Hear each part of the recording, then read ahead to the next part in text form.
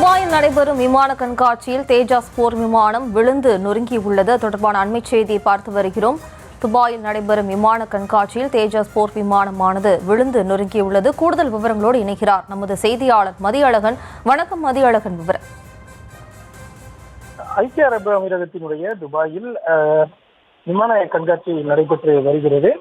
அங்கு பல்வேறு நாடுகளினுடைய விமான நிறுவனங்கள் பங்கேற்று இருக்கின்றன. அதே போல பல நாடுகளினுடைய போர் விமானங்கள் உள்ளிட்டவை சாகச காட்சியில் ஈடுபட்டு வரக்கூடிய நிலையில் இந்தியாவினுடைய தேஜஸ் விமானம் அது போன்ற ஒரு சாகசத்தில் ஈடுபட்டிருந்த பொழுது விபத்தில் சிக்கியிருப்பதாக தகவல்கள் வெளியாகி இருக்கின்றன. இது தொடர்பான காட்சிகளும் வெளியாகி இருக்கின்றன. அதாவது துபாய் விமான கண்காட்சியினுடைய கடைசி நாள் இன்றைய தினம்.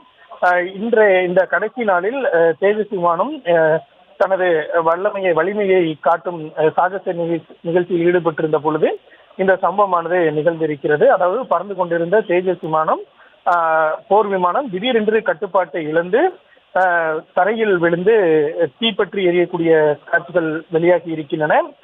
இது எதனால் ஏற்பட்டது என்பது தொடர்பான தகவல் எதுவும் வெளியாகவில்லை. தொழில்நுட்ப கோளாறு ஏதேனும் ஏற்பட்டதா என்ற தகவல் எதுவும் உடனடியாக வெளியாகவில்லை. அதே போல போர் விமானத்தில் இருந்த விமானியினுடைய நிலை என்ன என்பது குறித்தும் தற்பொழுது வரை தகவல் எதுவும் வெளியாகவில்லை. ஒருவேளை இது போன்று கீழே விழப்போகும் நிலையில் அவர் பாராசூட் மூலம் தப்பித்தாரா அல்லது அவரினுடைய நிலை என்ன என்பதும் தற்பொழுது வரை உறுதி செய்ய முடியாத நிலையில் இருக்கிறது. இது தொடர்பாக விசாரணை நடைபெற்று வருவதாகவும் தகவல்கள் தெரிவிக்கின்றன.